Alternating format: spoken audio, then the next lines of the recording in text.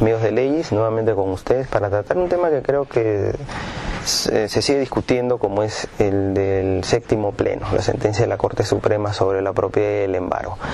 En realidad yo me sigo preguntando, en ese caso, ¿cuál es el tema de debate? Porque desde el origen se sabe que la norma, o por lo menos es lo que se supone comúnmente, que la norma que protege a la propiedad frente al embargo, inscrito es el artículo 2022 segundo párrafo del Código Civil.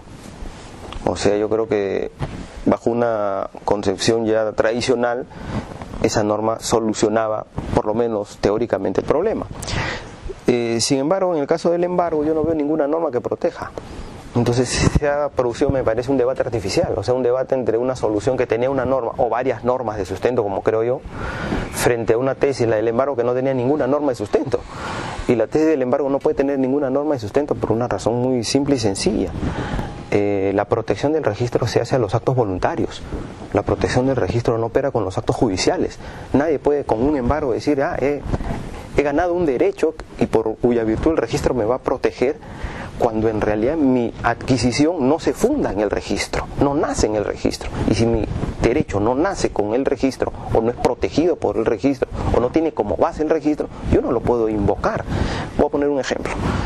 Cuando un acreedor otorga un crédito personal sin garantía real, la pregunta es, en ese momento ha realizado el acto de disposición patrimonial, ha entregado el dinero que luego tendrá que ser devuelto. En ese acto de disposición patrimonial, ¿en qué se ha utilizado el registro? ¿El registro ha servido para que se preste el dinero para celebrar el mutuo? Por supuesto que no, porque es un crédito personal que se entrega por la solvencia mayor o menor del deudor, pero no por los bienes registrados que tenga esa persona, porque si el crédito se hubiese otorgado por los bienes registrados que tuviese esa persona, pues simple y sencillamente se hubiese inscrito una hipoteca. Y de esa manera el acreedor hubiera estado protegido. Pero el acreedor personal, que no pide una hipoteca, que no pide una garantía personal, que otorga un crédito, o sea, realiza un acto de disposición patrimonial de dinero sin tener en cuenta el registro, ¿por qué después va a querer utilizar el registro como tabla de salvación? Yo utilizo el registro como mecanismo de protección cuando mi derecho nace en función al registro, una hipoteca. Pero no cuando mi derecho nace sin relación alguna con un registro. Cuando voy a un banco a pedir una tarjeta de crédito, me dan la tarjeta de crédito, gasto el dinero, después no quiero pagar, ¿y qué tiene que ver allí los bienes registrados o no registrados con esa deuda? Si esa deuda no se ha otorgado en función a bienes concretos. Entonces, la solución me parece que siempre estuvo clara. Y tan estuvo clara que en realidad la tesis del embargo no tiene ninguna norma legal de apoyo. Ninguna.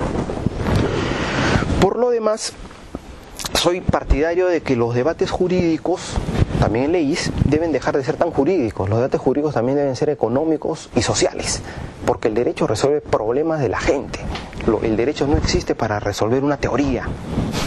Eso, de repente, una clase, un aula, o tal vez un libro, sea útil, pero la jurisprudencia, los jueces, los tribunales no están puestos para debates teóricos.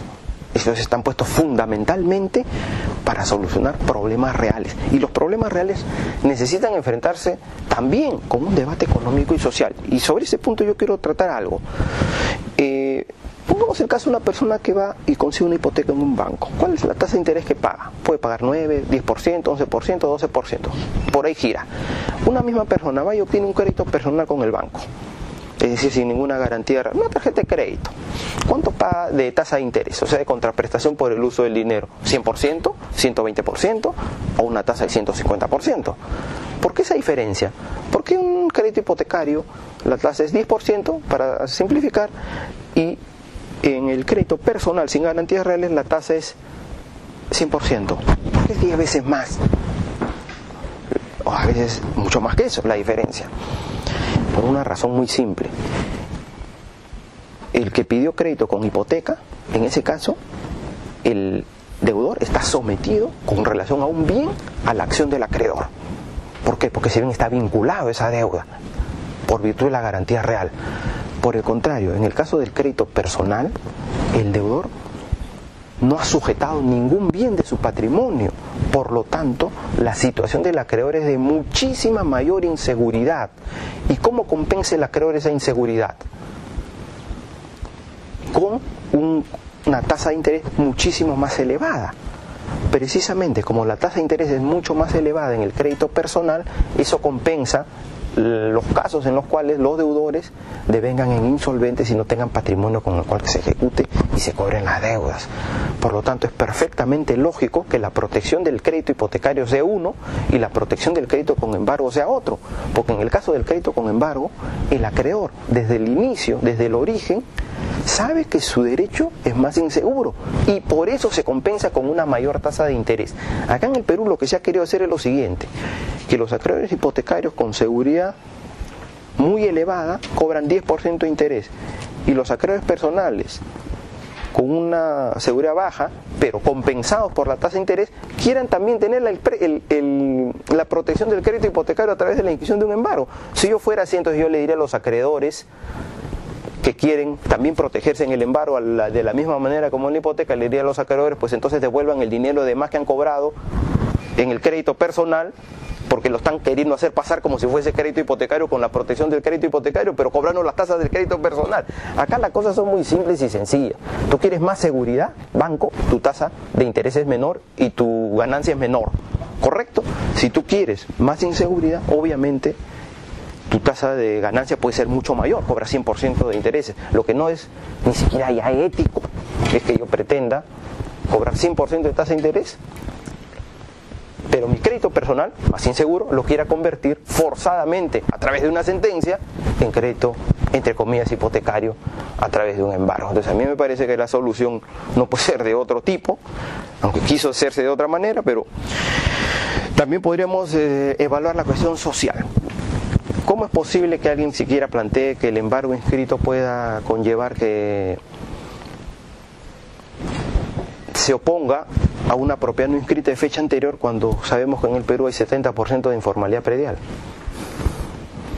Eso quiere decir que de 10 peruanos, 7 tienen un título no saneado. Y al tener un título no saneado podrían ser objeto de un embargo y por lo tanto ser despojados. Un sistema institucional que no está funcionando, por tanto no hay una concordancia razonablemente alta entre lo que dice el registro y lo que dice la realidad jurídica, no puede tomar el registro como una verdad absoluta, bajo la posibilidad de crear titularidades fantasmas, vacías, o peor todavía, de incentivar el fraude. En el caso del deudor también podría ocurrir fraudes, eso es cierto, pero la posibilidad de que haya abuso de uno no significa que tenga que otorgarle un derecho que no tiene al acreedor embargante. Por lo tanto, para equilibrar las posiciones y evitar el fraude, serían factibles algunos pocos cambios que serían los siguientes en mi opinión. Por ejemplo, en el proceso de tercería se debería permitir que el demandado acreedor pueda reconvenir la simulación del acto jurídico si es que el título de propiedad que está invocando el tercerista fuese simulado, o que se invoque también la acción pauliana vía reconvención. Yo creo que con estos mecanismos, para que en el mismo proceso de tercería se pueda dilucidar si hay un contrato o un título de propiedad del tercero fraudulento o malicioso, se podrían evitar muchísimos de los casos en los cuales efectivamente se habla de abuso del deudor sin necesidad de que el acreedor deba ir a un proceso judicial separado al de tercería. Entonces bastaría una modificación normativa para permitir la reconvención en este tipo de procesos. Y además, en todos los casos, creo yo, que los deudores que han permitido pues que se produzca alguna de estas situaciones y por lo tanto tenga que surgir un propietario no inscrito para hacer valer su derecho de propiedad, lo que debería ocurrir es que en los procesos donde se ha llevado a cabo el embargo, que finalmente se frustra por la tercería, se le impongan los costos del proceso siempre, en todos los casos, en la situación de embargo ilegítimamente trabado que finalmente se levanta, pero claro, por la actuación del acreedor que pensó que estaba afectando el bien del deudor, entonces se le debería imponer las costas y los costos procesales a la parte que dio origen a la situación que normalmente será el tercerista. Porque claro, si yo soy un propietario que no inscribió, tengo derecho a levantar el embargo y llevarme el bien, metafóricamente hablando. pero también debería quedar obligado a pagar los costos procesales por haber hecho litigar respecto a ese embargo inútilmente al acreedor, ya que evidentemente mi no inscripción dio lugar a un proceso que se frustró. Pero lo que no puede ocurrir es que mi no inscripción haga que pierda el derecho de propiedad, porque el crédito personal no puede tener ese efecto a través de la inscripción de un embargo, como ya lo dije. El crédito personal simple y sencillamente implica un mayor riesgo del acreedor voluntariamente asumido, y cuando ese riesgo se concreta porque el deudor no tiene bienes, pues tendrá que asumir las consecuencias. Si un acreedor no quiere ningún riesgo de insolvencia de su deudor, es muy simple, tiene que acudir a una garantía real. El sistema está claramente planteado. Quieres un crédito con total seguridad, te vas a las garantías reales. Tu negocio no es la garantía real, sino tu negocio justamente es el crédito personal, porque la tasa de interés es muy elevada. Entonces, perfecto, asumes el riesgo en los casos en los que tu deudor llegue a ser insolvente.